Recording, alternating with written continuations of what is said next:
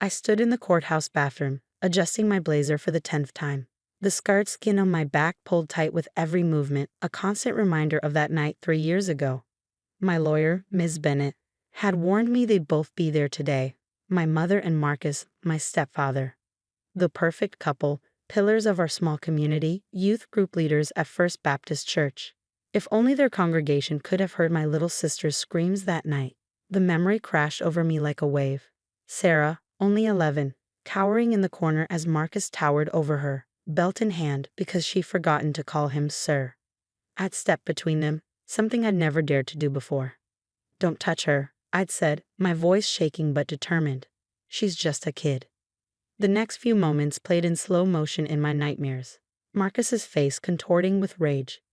My mother appearing in the doorway, her eyes cold and distant.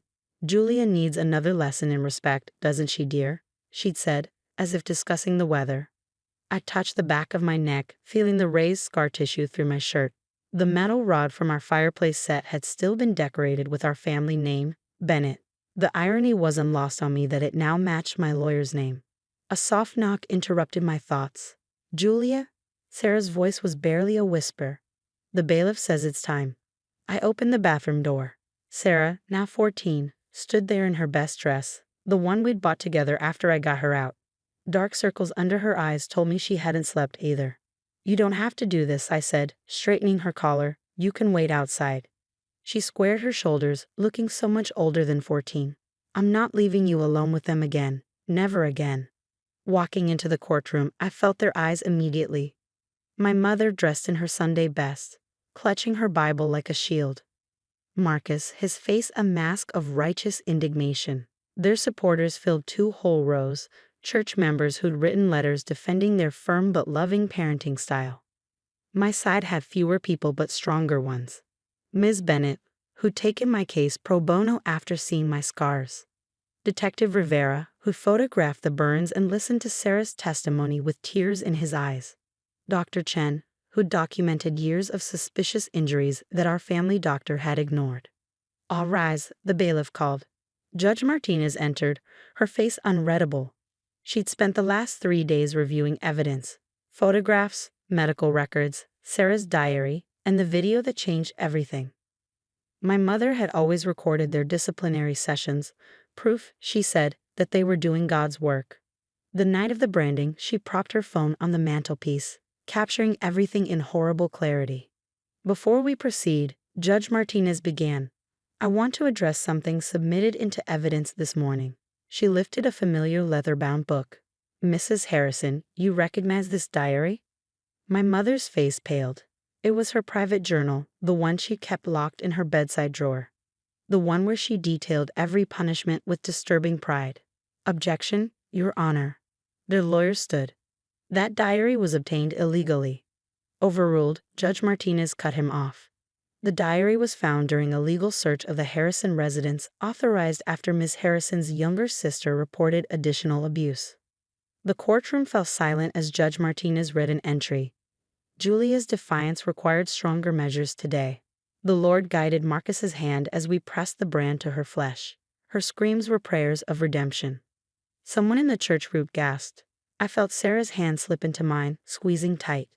"Mrs. Harrison," the judge continued, "you wrote this the night you held down your 15-year-old daughter while your husband pressed a heated metal rod into her back. You wrote that her skin sizzled like Satan leaving her body." My mother's face hardened. "We were saving her soul. By burning your family name into her flesh?" She needed to remember who she belonged to. Marcus interrupted, his voice self-righteous. "Everything we did was out of love." Judge Martinez's gaze could have frozen hell. "Mr. Harrison, I suggest you remain silent." "I'm not finished." She turned another page in the diary. "There are 3 years of entries here. 3 years of documented torture disguised as discipline. 3 years of evidence that you and your wife methodically abused 2 children while your community turned a blind eye." The church group shifted uncomfortably. Some were seeing us, really seeing us, for the first time. "Your Honor," Ms. Bennett stood. "The prosecution would like to play the video from the night in question." I closed my eyes. I didn't need to watch. I still lived it every night in my dreams, but I needed everyone else to see. Needed them to hear my screams, see my mother's smile, witness Marcus's righteousness as he pressed that metal into my skin. The projector hummed to life, and my 15-year-old voice filled the courtroom. Please, Mom, please don't let him. The video played with merciless clarity on the courtroom's projection screen. Every gasp, every plea, every sickening sizzle of flesh echoed through the silent room. The camera angle showed everything: my mother's serene smile as she pinned my arms, Marcus's face twisted in righteous satisfaction, and Sarah's small form huddled in the corner, hands pressed over her ears. "Turn it up," Judge Martinez ordered when Marcus's voice came through the speakers. "This is what happens when you challenge my authority in my Christian household." Several church members got up and left, unable to watch. Mrs. Peterson, who'd written a glowing character reference for my parents, vomited into her purse. The worst part wasn't the physical violence, it was the prayers they recited while doing it. My mother's voice, calm and measured: "Lord, we thank you for giving us the strength to correct our wayward daughter." When the video showed Marcus reheating the rod for a second burn, Judge Martinez raised her hand. "That's enough." Her voice shook slightly. "Bailiff, lights." The fluorescent lights flickered back on, revealing tears on several jurors' faces. One elderly man was openly sobbing. Detective Rivera took the stand next. "We found similar implements in the Harrison residence during our search," he testified, placing evidence bags on the table. "All with signs of use. All with different family-related phrases meant to be branded into skin." He held up each bag: "Property of father. God's faithful daughter. Obedient wife." These were meant for future use, he continued. Based on diary entries, they had plans for young Sarah's 13th birthday. Sarah stiffened beside me. That birthday would have been next month. My mother stood suddenly. "We are their parents. We have the right." "Sit down, Mrs. Harrison," Judge Martinez thundered. "You have the right to remain silent, which I strongly suggest you exercise before you incriminate yourself further." Marcus's lawyer, sweating now, attempted damage control. "Your Honor, while my client's methods may seem extreme to some, they were acting within their sincerely held religious beliefs." Objection. Ms. Bennett's voice cracked like a whip. "Religious freedom does not extend to torture of minors." Sustained, Judge Martinez ruled. "And counsel, I suggest you rethink your defense strategy. This court will not entertain religious justification for child abuse." The next hour brought a parade of medical experts. They showed x-rays of old fractures, photographs of belt marks, documentation of accidents that had been explained away. Dr. Chin's testimony was particularly damning. "The scarring on Julia's back will be permanent," he explained. "The tissue damage is extensive, and the psychological trauma." He paused, composing himself. "In 15 years of emergency medicine, I've never seen calculated cruelty of this magnitude." During a brief recess, Sarah tugged my sleeve. "Look," she whispered. Our former pastor was talking to my mother, his face ashen. She reached for his arm, but he recoiled, shaking his head. One by one, the church members who had come to support them moved to different seats, leaving my parents isolated. When court resumed, Ms. Bennett called me to the stand. I walked past my parents, feeling Marcus's glare burning into my back, fitting, given the circumstances. "Julia," Ms. Bennett said gently, "can you tell the court what happened after the night of the branding?" I took a deep breath. I couldn't go to school for weeks. The wounds got infected. My mother said it was God's way of drawing out my demons. My voice strengthened, but she made a mistake. She sent me to school too soon, before the bandages could be removed. My gym teacher saw them during class. And what happened then? She called CPS. But my parents were respected in the community. They convinced everyone I was troubled, making up stories. I looked directly at my mother. Until Sarah got sick. The courtroom tensed. This was the turning point, the detail that had finally cracked their perfect facade. "They wouldn't take her to the hospital," I continued. "Said prayer would heal her appendicitis.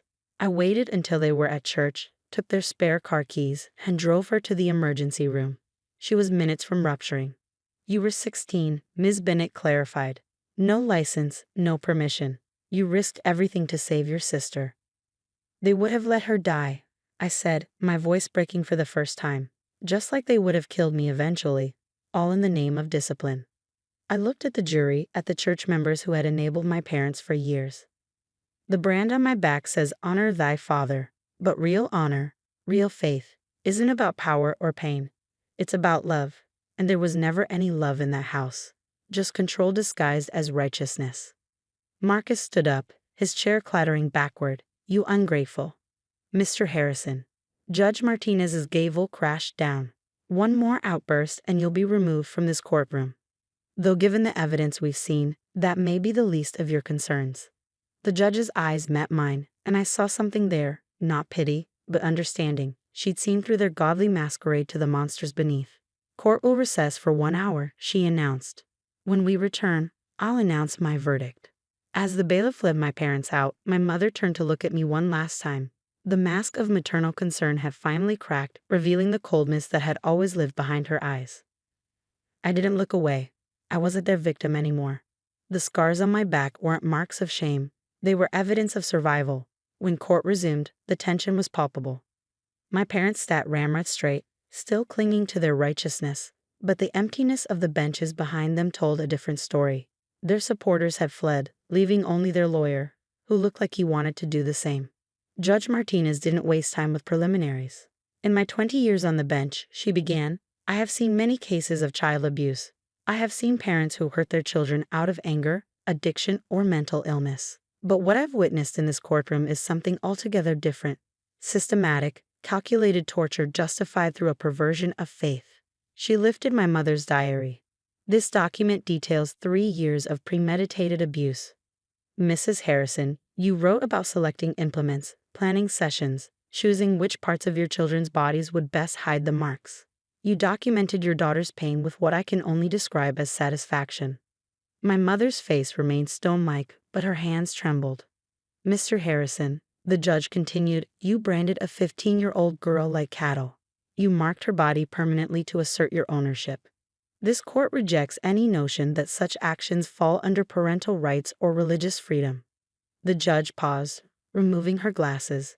Julia Harrison, please stand. I rose on shaking legs, Sarah's hand still clutched in mine.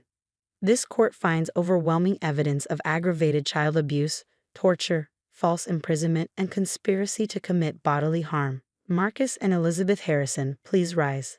They stood, my mother still clutching her Bible.